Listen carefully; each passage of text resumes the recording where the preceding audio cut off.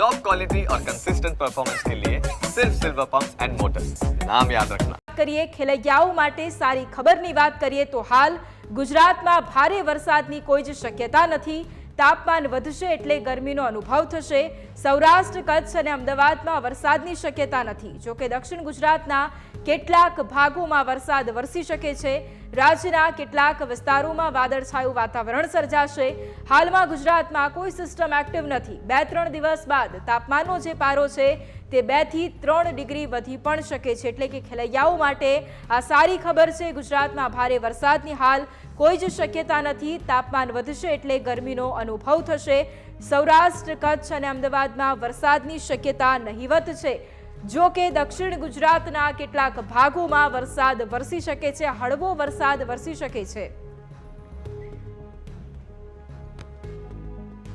તો 2-3 દિવસ બાદ તાપમાનનો પારો છે કે જે 2 થી 3 દિવસ વધી પણ શકે છે। ખેલૈયાઓ માટે હાલ સારી ખબર છે, કારણ કે ગુજરાતભરમાં હાલ કોઈ જ વરસાદી સિસ્ટમ સક્રિય નથી।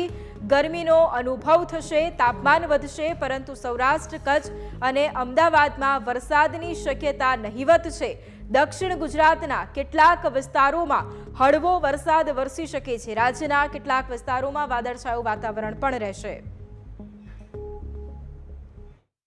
आने वाले दिनों की अगर हम बात करें, गुजरात में मुख्य तौर पे जो है बारिश बहुत अपने न्यूनतम स्तर पे देखने को मिलेगी आगे वाले हफ्ते में।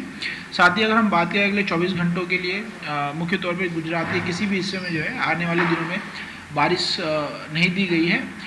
हैवी रेनफॉल के अनुमान नहीं है। और साथ ही साथ अगर हम बात करें अगले 7 दिनों के लिए, सौराष्ट्र, कच्छ में जो है वेदर ड्राई रहेगा, जिसमें किसी प्रकार की बारिश जो है न्यूनतम स्तर पर रहेगी।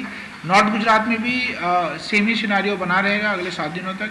साउथ गुजरात के कुछ हिस्से जो है सूरत तथा उसके निचले हिस्सों में जो है कहीं पे बहुत लाइट रेन देखने को मिल सकता है हमें आगे आने वाले दिनों में।